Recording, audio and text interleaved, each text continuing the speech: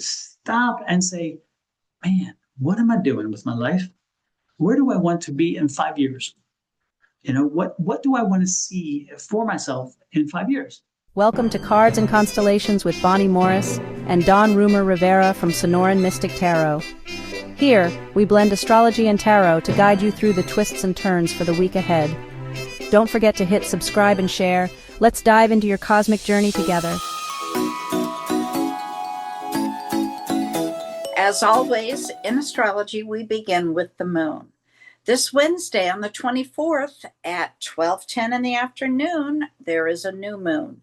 That's when the sun and moon are conjunct, so you don't see the moon. And it's in the sign of Leo at 2 degrees 7 minutes. Set your intentions, please. The first quarter is not until April 23rd of 2026 at 3 degrees 56 minutes of Leo. That's when you do all of the work for the project. So you've got to have those intentions saved so that you know what you're doing. Then we wait for the full moon, which is January 22nd of 2027 at 2 degrees and 14 minutes of Leo. That's when everything gets lit up and you can see the whole thing at once. And if you're not happy with some things, that's when to change it. And then we pivot away. We wait for the last quarter, which doesn't occur until November 20th of 2027 at 8:25 p.m., 20 degrees 57 minutes of the sign of Leo. All times that I do give are Phoenix Mountain Standard Time. Now we have 3 void, of course, times.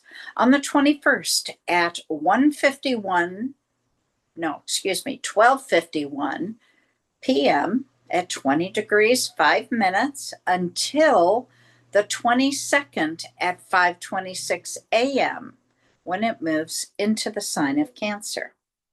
Now on the 23rd at 5:41 in the evening, 21 degrees and 5 minutes until the 24th at 8:29 when it moves into the sign of Leo.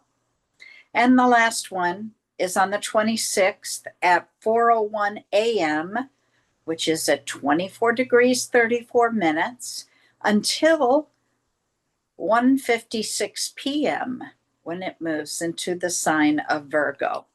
Now let's take a look and see what we have just for Sagittarius. Beginning the week. Oh my goodness, my phone just moved. Hang on 1 second while I find that again. Beginning the week, Jupiter is conjunct with the moon.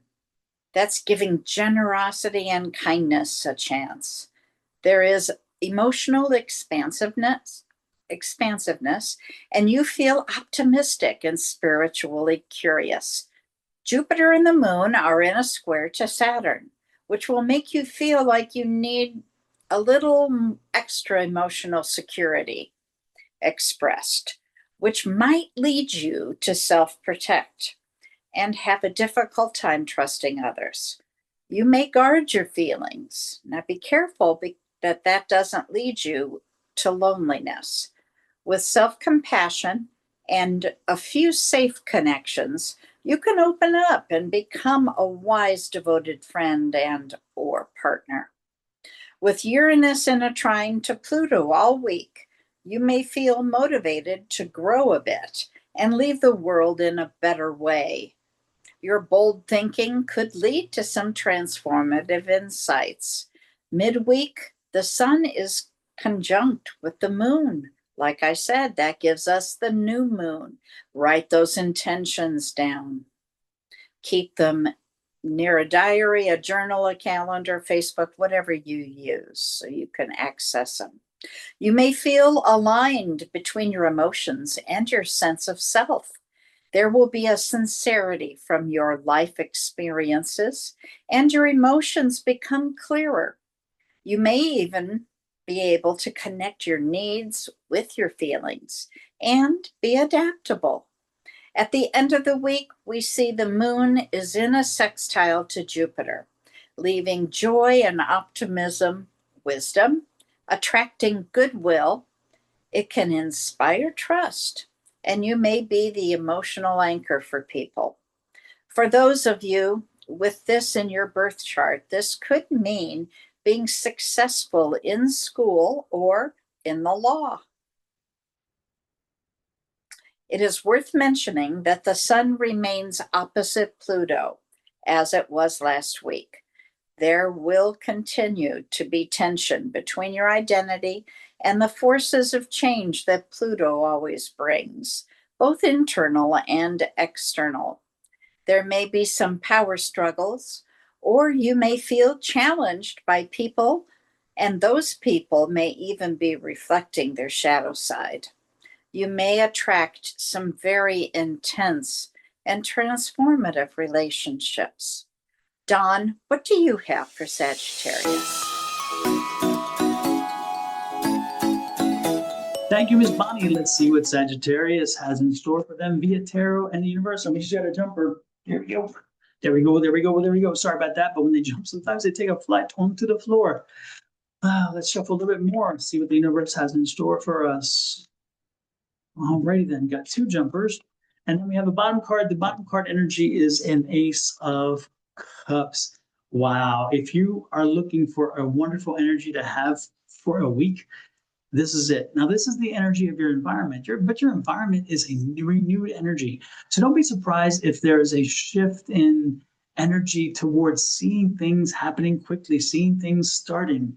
You know, if you had been pushing uphill to create a business or an opportunity, or to bring the family together for a reunion, or to plan a trip, or even to make a class happen or something like that, don't be surprised if all of a sudden it pops up and it's like, oh, this is easy, and it happens and everybody falls in line, because that's the week of the energy for you, is an energy where it's fresh and new and everything is good. And that's everything is happy in that sense. It moves smoothly. Now that's the energy of your environment. Let's get to your energy. The card that popped out is the World card. Oh my gosh. Now, since your energy for the environment is that of an Ace of Cups, which is that new fresh energy in the beginning of a new cycle and a happier cycle, this is telling you pick what you want to make it come through. And what is it you want to do? What is it you want to do? This is a week to stop. Stop and say, man, what am I doing with my life? Where do I want to be in 5 years? You know, what do I want to see for myself in 5 years? What I would do this week, if I were you, I would take a piece of paper out and I would write a list and say, you know what? In 5 years, and then just sit there and close your eyes and say, you know, what do I visualize for myself in 5 years? Just close your eyes and do it. And then open your eyes and write down what it is you visualized. You know, if you visualize yourself in a larger home, with 2 cars in the yard or in the garage, not in the yard, please not in the yard, in the garage, you know, and you saw a little puppy dog running around, you know, write it down. If you saw yourself owning a business, write it down. If your focus was, hey, I'm looking forward to retirement, write it down. Write down and describe clearly what you're experiencing and how you want to see yourself in 5 years. Then once you see that, then what you do is you kick into high gear this Knight of Pentacles, which is to get moving toward it. Get moving toward the success, because you're not going to see yourself as a failure. We know that. So see yourself as the success, and then write down the success, write down the steps, see where you're going with this. How are you getting there? Make sure that you figure out a way. So create a plan, create a 5-year plan that says, okay, to get there, I need to do this, and I need to do this, and these things have to fall in line. These things have to happen. Write them out, make them clear, and then figure out, oh, okay, this one comes actually there, and this one goes there. Move them around when you need to. And then from that point forward, start making them your guideposts. So when you are, if it's something about, like, say you wanted to, I want to own my own business. Okay, so I want to own, what is that business? How do I learn that business? Do I already know that business? How can I grow into that business? Are there some licenses that are required? Are there some business structures that are required? All these things, put them down there, and then start going through them when you are having time between your job or whatever. You start attacking one after the other, after the other, after the other. When I wanted to change my career way back when, I left the engineering part of my career and I wanted to move into something else. I set out to be like a 2-year plan to get me to where I needed to be, because I knew I couldn't just walk away. I needed income. How can I replace that income? That was on the list. What do I want to do? When do I want it done? Where do I, how am I going to make money to do it? How is it possible? What would it take to make that happen? Where is it going to be? How is it going to be? All these things. And then I put it into place. And within the 2 years, I found myself where I wanted to be. I wanted to be back in school. I wanted to be in the school experience. So I wound up setting a criteria. I wanted to have a place where the price of properties were low, the rental income was high, and where there's a steady base of people who are there to rent properties. It had to be a college town or college area because I wanted to go to university again. I wanted to have where the university's education was very well respected, but the price was low because I'm not rich. I wasn't rich, and therefore I needed to pay for it, and all that criteria. And then as I set the criteria out, I started doing the research. Okay, where else is this? Where's this? I got down to 5 or 10, I think it was like 10 different places. I visited 5 of them. And eventually when I found the right place, it had indeed that. It was one of the top 25 schools in the nation at the time. It had a great pedigree behind it. It had an area where the cost to buy properties was low, but the rental values were high. And so I bought 2 fourplexes and I moved into one of my units and the other 7 were rented.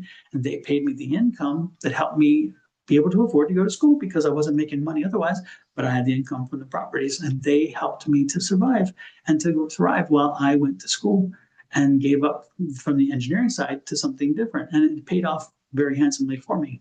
This is something you can do. So I invite you to this week, sit back, determine where you want to be in 5 years, first close your eyes and see it, learn it, know it. This is me in 5. And then once you see yourself in the 5, figure out how can I get there? Open your eyes, start writing down what it is you saw. Make sure you're clear about what you saw. Make it very clear and very specific about what you saw. And then on the other side of that sheet, put a line down the middle and put, okay, how do I do it? And get specific points. I need to do this. I know I'm going to need to do this. I'm going to need to do this. I'm going to need to do this. And again, if they blend and they're not in order because again, you missed something out of step and you're, oh no, that goes there. You can correct that later. That's not the key. This is the key of just the thought process. And this may take more than a day. The concept of sitting down may take you a day or 2 to visualize because you may not visualize it initially, but once you visualize it, you'll see how beneficial it is. Then move forward with it. And you'll be surprised at how amazing this experience will be for you. But that's what this is all about. This week is about learning to understand where you want to be and how to get there, and then be productive about making it do it. Don't do missteps. And that's why we do the list, because we're not doing missteps. We're not missing things along the way. We still may miss them, but if we have them written down, we've done our best to identify them. And it also helps us identify what we're going to have to face to move through this. Because are we willing to do that? Can we do this? Is it even possible? Of course it's possible because the world card came out for you. It's going to be happening. If you want it to happen and you put it into motion, you'll make it happen. And the universe is ready to support you. With that said, I'm going to let you go. I am loving this reading. Oh my gosh, I have the energy about this is so phenomenal. Hit that like, share, subscribe, and follow buttons. I would truly appreciate it. If you are on my channel, which is Sonoran Mystic Tarot, please hit that subscribe button in the lower right-hand corner. Then pop over to Your Love Goddess, which is Miss Bonnie's, and hit that same button on her channel. If you're on her channel, please pop over and visit my channel, Sonoran Mystic Tarot, and do the same. Anytime we go live or put something out there, you'll hear from it. And since we do a lot of stuff that isn't together, it's good to have us both because of that. And then if you're comfortable doing so, please go to Cards and Constellations and follow it. It's the only site where Bonnie and I work together. The other ones are individual. So please follow us, subscribe to us, and we will appreciate the fact that you show us the love. And we'll keep doing this. We'll keep helping to make your experience good. With that said, love, light, and blessings from Miss Bonnie and her family, me and my family, to you and yours. Until next week, have a great one. Bye-bye.